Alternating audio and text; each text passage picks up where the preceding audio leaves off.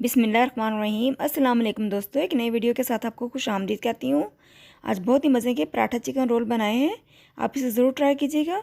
Video अच्छी लगे तो मेरे चैनल को सब्सक्राइब करें, वीडियो को लाइक और शेयर करें और साथ वाले बेल आइकन को भी लाजमी प्रेस कर दें।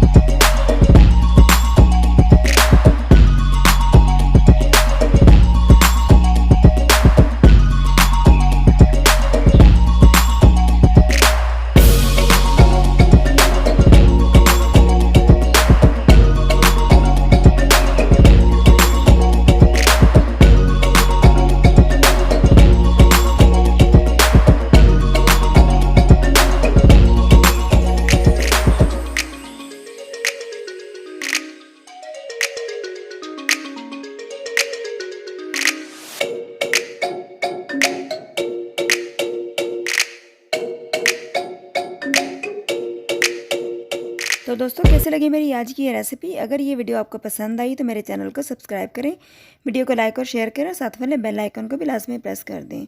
दुआ में मुझे बहुत याद रखिएगा। इंशाल्लाह अगली वीडियो में मुलाकात होगी, तब तक के लिए अल्लाह हाफिज़।